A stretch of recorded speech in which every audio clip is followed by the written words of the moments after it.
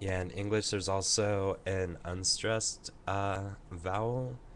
Uh, it's called a schwa in linguistics and phonetics. That's what it's referred to as, and it's the second vowel in words like comma and also butter. The second vowel in that word.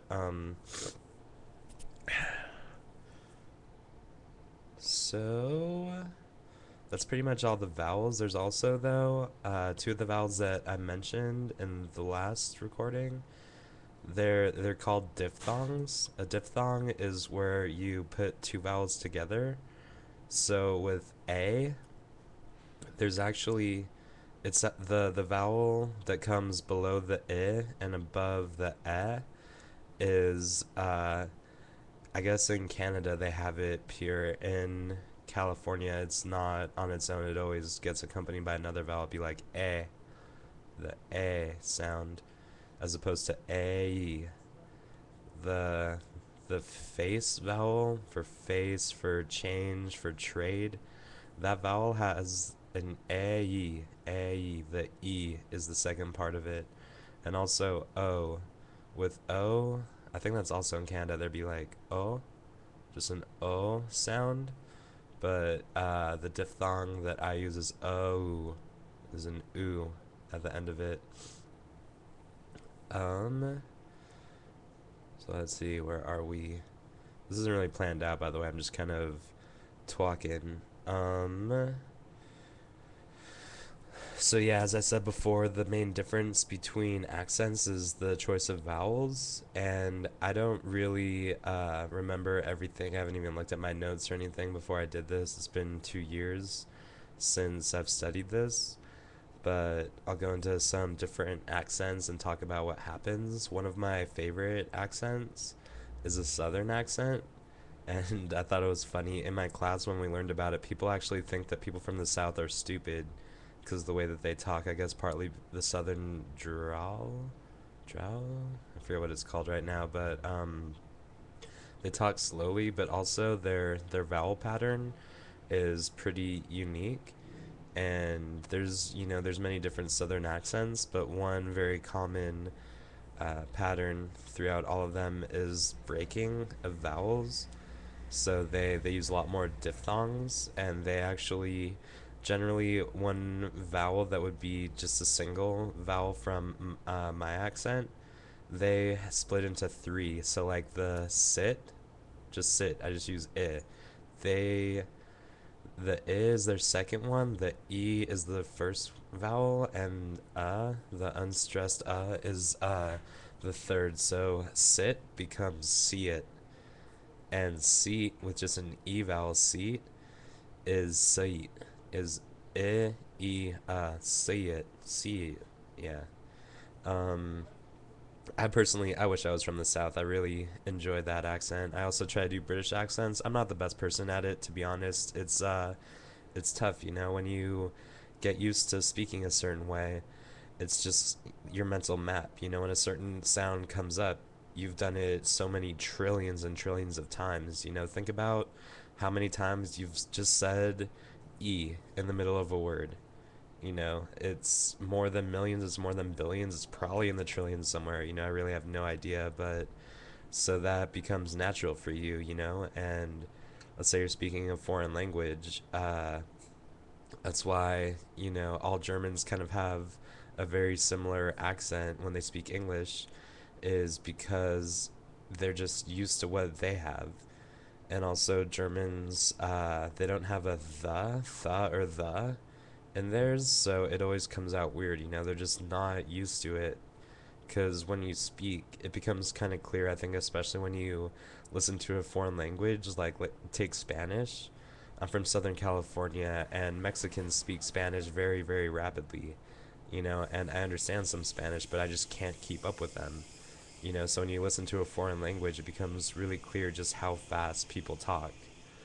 Um, so there isn't time to, smooth it over. So when you talk, you try to, just get through it. So you're not going to spend much time focusing on the vowels, and really trying to make it sound like them. But, I think that if you do listen to it and understand what's going on, if you listen to how a foreign word is pronounced and really try, then, slowly but surely it's going to take time, but you can really develop their accent. And I've actually had discussions about this. I took 3 years of German. My roommate was German, and I was trying to teach him how to speak with a better American accent, but then, it became a little bit of a debate of whether or not.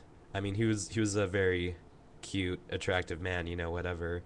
But the accent, gave him this what's the word, like, it made him like kind of exotic. So I don't know if it is best to lose the accent. And then some accents people like, some people don't, and it really varies, person to person whether they like a certain accent. So I don't know. I think if I speak a foreign language, I personally want to sound like I'm from there because I want people to see that I'm intelligent. Like not like I'm like cute, not kidsish. Um.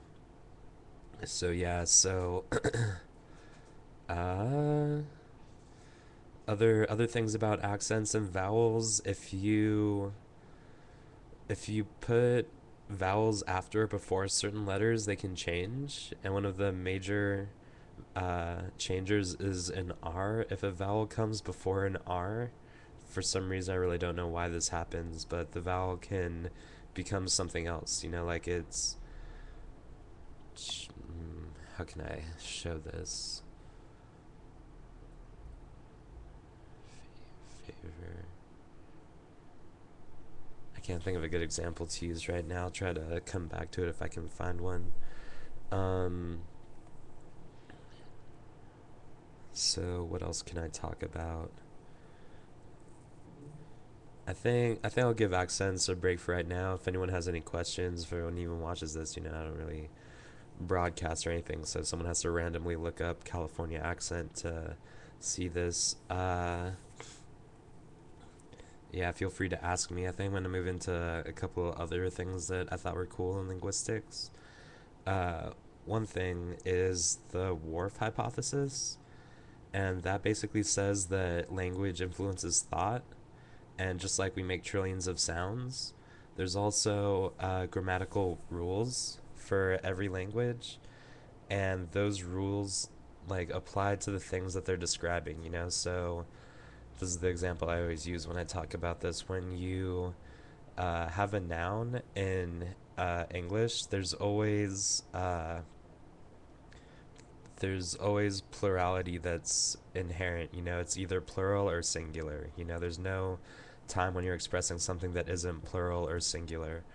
So yeah, it's like the marking for a singular is that there is no plural. Like just because it isn't there doesn't mean it's not being indicated. Um, but in Japanese, they have neither plural or singular. I guess it's just singular, it just is. It's like one dog versus five dog. If you play mahjong, was it one dot five dot? It's not five dots. There's no plural. So if you think about that, then an English speaker is always thinking about whether it's conscious or not, that if they have something, some noun, that there's a number attached to it, that it's either singular or plural. So it's almost like boxed up every single time. And to a Japanese person, they don't make that distinction. They're not saying that every time they say a noun. So the trillions of times they've said a noun in their life, they've never thought about it the same. Like they do specify number, but at the same time, the noun itself isn't inherently, packed with that. Um, let's see what else. What else can I talk about? Um, I might just leave it there for right now. If you want to look up more information on the consonants and vowels that I've described, you can go to Wikipedia, type in IPA, and that's the International Phonetic Alphabet. It's just a list of sounds, and what that's used for is to make it so instead of using letters that go with the language, you can have an alphabet that completely describes the sounds, you know? So I've heard that actors do this. Actors use transcriptions. They take their lines and say they have to do it in a different accent. They take their lines and they write it in that alphabet so they can read it perfectly, you know, like based on that. It just makes it a lot simpler. So, yeah, I hope you've enjoyed this, and I don't know, hopefully there will be more to come. So, have a nice day.